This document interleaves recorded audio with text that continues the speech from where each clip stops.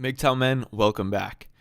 Please, please listen to today's entire talk because as I've been asking for more men to share their Mgtow testimonies about how they came to Mgtow and what Mgtow has done to benefit them in their lives, I've been receiving some stories of unbelievable peril that has been tiptoed past, only for men to be able to see freedom on the other side of a seemingly pitch black tunnel.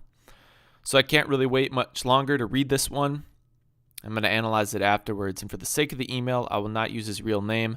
Although, unlike many emails that I receive, I'm going to be reading all of it because I think that every bit of it needs to be detailed.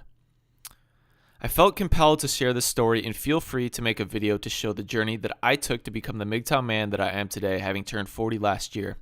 I believe things happen for a reason, and the trials and tribulations that I've experienced through life have nothing but changed me for the better and have made me stronger. Like many young men growing up, I was indoctrinated by friends, family, and the media that you grow up, meet a woman of your dreams, marry her, have children, and then live happily ever after. I spent my youth and my 20s believing and living that lie. I came from a strong family and was brought up by parents who to this day are still married. They have been and continue to be the best parents anyone could wish for. I also have a little sister whom I love dearly. She is now married with children. Like many blue-pilled young men, I spent my youth chasing for that perfect woman that never existed. I dated girls throughout my 20s, but for some reason, I never felt compelled to make any of them my girlfriend. I was already worn down by the experience and the drama that women bring. I did the same things that young men would do back in the day to impress girls, shower them with attention and gifts, get into debt buying flashy sports cars, and then going to the gym to get that gym-honed physique, all just to try and attract the one. For various reasons, I started to doubt and question the need to find a girlfriend. My nearest and dearest always wonder and asked when I'm going to find a nice girl to settle down with. I simply replied, I'm looking, but inside knowing that the drama that women can bring, I just wanted female company for sex. I never felt close enough to make any of them the one. Then I met a woman while I was at a nightclub celebrating my 30th birthday. I noticed that there was something different about her. Right there was the dead giveaway. Thought maybe Jezebel. I will only refer to her as X to protect her anonymity for reasons that I will go into later. I asked her out for a date and it hit it off pretty quickly. She is 11 years my senior but looked much younger, and I knew right then, okay, things were going to go south. The first time we had sex together, it was out of this world. It was as if though I found the girl that I was looking for. I enjoyed her company. She had a quirky personality. I had sex with her from the get-go with no protection. She told me not to worry if she was on the pill. She already had a steady job bringing in good money, independent. Everything seemed great. And people say that women pretend to be something they're not for the first 90 days of their relationship. Well, all I can say is X did just that. What appeared on the surface as the perfect Nawalt started to reveal her true side. X became increasingly dependent and wanted to spend time with me a lot, and I went along with it, but soon got tired of it. Her drinking became a bit of an issue, and I did not enjoy her company when she started to get emotional. We began to have arguments, fall out, and then make up and have amazing sex again. It was as though she revealed all of this in the drama, and I soon wanted an out. Tired of what this relationship had become in my mind, I only saw X as friends with benefits given her age. I plucked up the courage to tell her, and I wanted to end it. She did not take it well. We broke up, and I thought, right there, that was the end. Right there, that was the end of the matter. And what followed was something that you would read in the news but never imagine it would happen to you. She began to stalk me, phoning me, texting me constantly to the point that I changed my number. Then realizing that she could not reach me, she started to buzz my door to get into my apartment. She then sent me a note to say that she is pregnant, and my heart stopped a beat and didn't know what to do. The only thing left was to race over to her house. She then admitted it was a lie to get me to talk to her. I was so angry that she lied, but being the blue-pilled guy I was, I allowed her manipulation and reason to welcome her back into my life again, all because the amazing sex that we had and that was missing. However, things would quickly turn sour as her old ways would surface again, causing a rift. We would then spend the next 5 years having an off-and-on relationship, man. Imagine that. She voiced her frustrations many times that I never wanted to make her my girlfriend, and it wasn't going anywhere. I simply wanted to use her for sex, which I did, but was never man enough to admit, knowing that I only wanted her as a friend with benefits. I never ever introduced her to my friends and family. I then decided that I had to end things. Things went back to normal. She made multiple attempts to get in touch. She then resorted to vandalizing my car twice. All right. I resisted and kept her shut out of my life. I then filed a restraining order. I lived the next 2 to 3 years on edge, hoping that X would disappear. I began dating other girls, but never wanted to pursue anything serious with the fear that it would follow the same pattern. Then one evening, X rang my apartment and wanted to see me for one last time. Thinking I was doing the right thing, I relented and went outside my apartment to talk to her.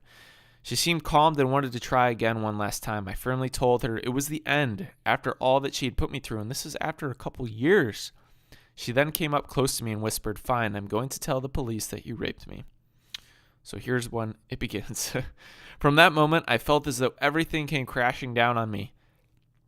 I could not believe what I was hearing. Nothing will prepare anyone to hear someone admitting that they are about to get a false allegation just to punish you. In anger, I then began to tell her to leave, get out of my sight.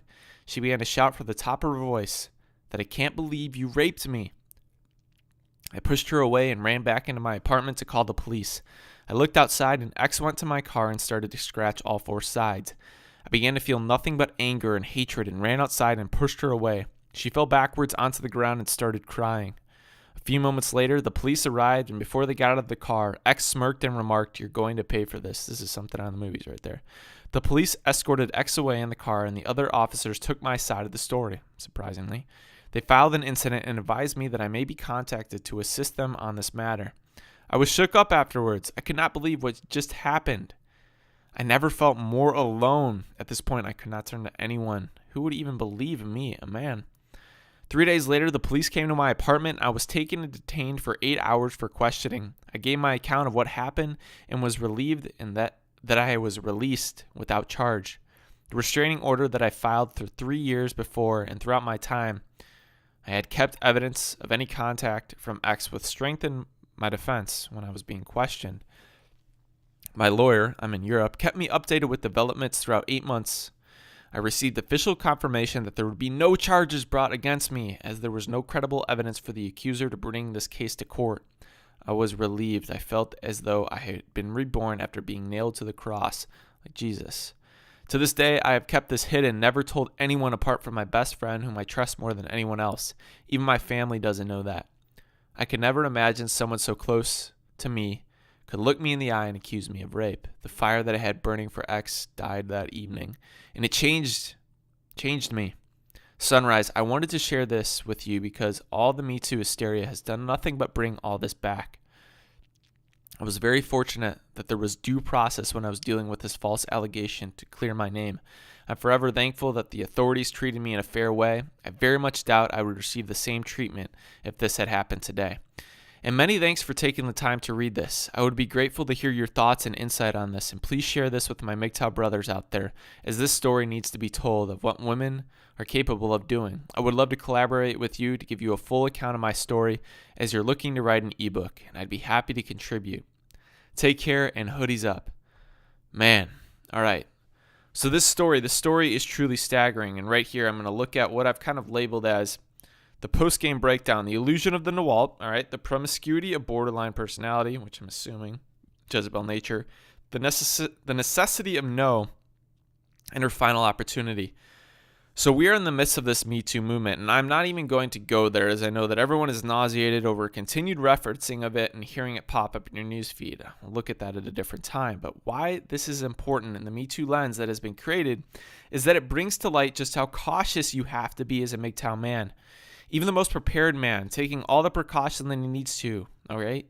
Everything, down to taking screenshots of text messages, recording conversations if legal, even if these things are done today, because contracts don't mean anything anymore. People's word is not valued at all. People do not value it themselves, because even consensual contracts before sex don't mean anything.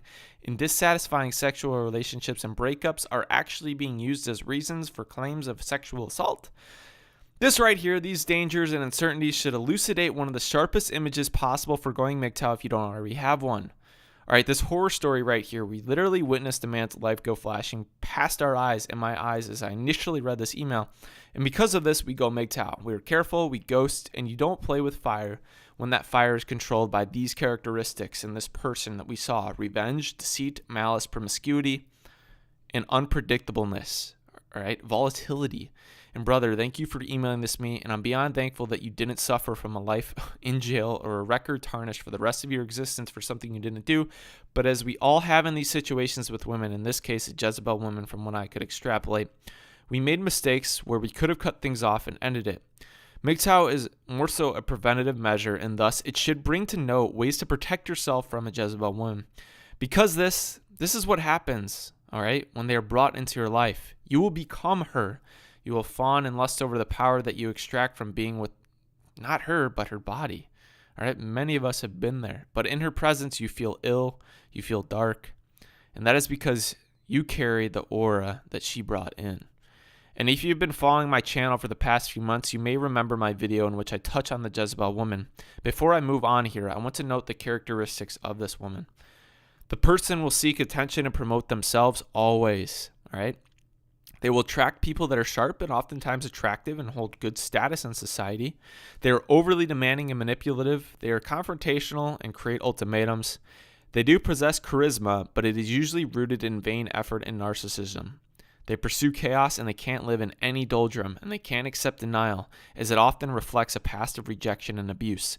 And in modern day diagnoses and comparisons, a Jezebel woman is someone that is seen by modern understanding as someone that might possess borderline personality. I'm no expert on this. I'm just putting forth what I've observed.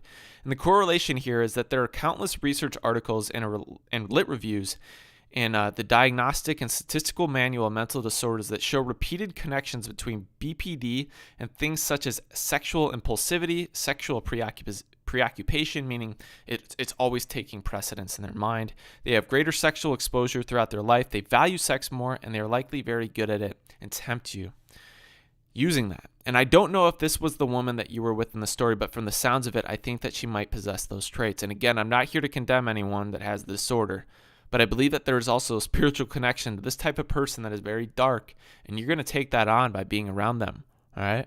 It is also important to consider contextual things, okay, such as her age. And as a result, she's going to be responding with more volatility to your demand that you break up, post-breakup, because she's in her 40s at this point. And for her, with each misstep, as the clock is ticking, okay, in a relationship that doesn't end in marriage, she is lessening the likelihood that she is actualizing something that, whether or not she realizes, she is seeking, which in these men is marriage. Expect huge blowback. And the reason that I say this is that someone that acts such as this woman did is often controlled by a past of pain and strife in their life, and this goes back to the sexual promiscuity. It's used as a mask, as a band-aid. And this woman might have been abused. She may have been abandoned as well. And in order to restore or right this pain and emptiness in her mind, she fills it with a temporary fix repeatedly. All right, and many men get trapped in these type of cycles with these women. And these temporary fixes always fall along the path of being huge highs and massively deep lows in their life. They usually cannot exist in the doldrums. But they will also do so through sex. And regardless of how sex is portrayed in the media, sex is the most intimate physical activity that you can perform with another person in a short amount of time. And that time frame is an important thing to understand here. It does not replace long-term forms of intimacy and trust that can actually repair wounds and help people move on, such as talking about issues that you have with the person, learning to build trust through actions with the person, or creating a respect of character between two people. And in the eyes of your ex, most likely, this intimacy through sex helped quell the pangs of abandonment. All right, and this is often the case in BPD. Sex is used both consciously and subconsciously to act as a tie to that other person, which was you, and which you experienced off and on, and especially during the early portions of your relationship, because that intimacy masks the feelings of abandonment. It creates a trick in her mind that intimacy in that moment is getting rid of that danger of abandonment. But we know that this doesn't create a true bond between people, but the minds tell them that at the time it does, and it will. Therefore, they just keep repeating the same process over and over, going from man to man without giving it much thought, because she will likely have lived with very little introspection at this point, okay? She will likely never have looked within at all throughout these years. She was 40, going for you. And right here is what and where it is so important, all right, about this observation, this archetype that you experience, man. This was created by a system, most likely. Oftentimes, this is created by feminism subversively. And through the uprooting of the home, through the devaluing of the nuclear family and order, which you had yourself in your life, which you may have been more attracted to, with that gone, promiscuity and off-the-rails behavior is far more common, all right, in order to account for the lack of affirmation that they had throughout their life. It's a basic remedy and an explanation right here, but I guarantee you that over and over, you will see that this situation rears its ugly head. And Mgtow men, we are going our own way from a relationship standpoint right here because of the dividing power of feminism and relativism. You're going to be saddled with a job not only as a husband, but also as a reparative person. All the while you have your own issues and societal constraints to sift through, so good luck managing that. And also, this situation not only paints a picture for why we go Mgtow, because we obviously don't want false allegations of rape saddled on us, but the reason that we go our own way and don't expose ourselves to these types of relationships. And the reason, one of them is, you can't undervalue the social capital that can be lost. And for example, okay, you win a settlement, you go through a divorce, whatever it may be, you may come out better on the other end, but many people around you can't get past the fact that you went through that. It's on your record socially, whether or not it is legally. And the way that you perceive you does have value. There's such thing as social currency. Obviously, people value it at different levels. And depending on how well off you are, it will have less value. All right, but it is an important thing to consider for any of you. And also, this takes a toll on your health. All right, and if you don't have your health, you don't have anything. And during this time, you probably had a spike in cortisol. Frequently, stress levels were high. You had to walk on eggshells to maintain the relationship and also keep her from your friends and family. And as a result, other areas of your life they're impacted. Even work and your health, and maybe even your sleeping patterns. Mgtow won't benefit you ultimately if your health isn't in check, as you won't be able to enjoy life if you're not healthy and alive. And the impact that you bring around a volatile person like this can have on your health, okay, it can bring adrenal fatigue, tension headaches, increased blood pressure, depression, weight gain, and even you might develop paranoia, all right, which many Jezebel spirits, they found to possess. They had that. You will adopt her characteristics, okay? And some of my closing thoughts here, there's a couple more of my observations. So, the illusion of the wallet and the necessity of no. And I aim to be pithy. I realize I've kept you guys long. But those are the two things I want to bring up. So, what appeared to be a Nawalt on the surface, that's what you uttered. She then started to reveal her true side of the story. We all know this. So many of us have been through this. All right? That's the line regarding the illusion of the Walt. This principle that continues to rear its head in these stories and testimonies. And when on the outside, that woman that you're with appears to be perfect, but like anything with time, the blemishes are going to emerge. I like to think of it in this simplistic fashion right here. Anyone, regardless of how poor or rich, can go to the club and look like a millionaire with his life in line. The cufflinks, the initials embroidered on his jacket, the Rolex watch, everything. All right, every man can do that once for one night. Okay, how do you know that's the only thing that he owns, though? He might not own anything else. You don't even need $1,000 to pull off that look to steal a person's heart for a night physically. And that's what is happening with the supposed Nawalt that I'm seeing, this illusion. People say that the first 3 months of a relationship, all right, that's the honeymoon period, okay? I would give it less than that when your gut is the measurement tool, the barometer, because as you said from the beginning, you didn't want your parents or friends to know. You ascribe respect to those people. And for people that you respect, you don't want to show yourself in a way that would make them disrespect you. This is what and when you need to say no to that person. Man, I have not said no in many instances in which I needed to, and I suffered so many scars. And thank you for sharing that part. And that's something that I've been guilty of, all right? And this goes back to Malcolm Gladwell book in his book Blink. All right, there can be as much value in the blink of an eye as in months of rational analysis. And I'm not discounting rational analysis, but right here it appeared that you did have that blink of an eye, that inkling that you knew this was an illusion. Okay, thus, when it was time to cut off and move on, it needs to be a quick 5-second cost-benefit analysis, revealing that she is never going to be more to you, all right, if you cannot bring her even to your parents, who you respect. And sure, emotions are involved, but now we have these stories to help us understand. And the key is being able to internalize, because many of us, myself included, we have goldfish memory. In Mgtow, you cannot just take in briefly, because your brain does delete often. It needs to be internalized. So Mgtow men, I hope that this story reached you and you found something from it. I don't know how you wouldn't. And as I always say, whether you write down something eloquently or not, I couldn't care less. Send your story my way. I want to hear it and share it. And also at the end of each video, I've been announcing that I want to put a book together, a collection of stories from Mgtow men sharing how they came to Mgtow and what Mgtow has done to benefit them. To take part in that, let me know at sunrisehoodie@gmail.com or on Twitter at sunrisehoodie. Hoodie's up, men. Hoodie's out.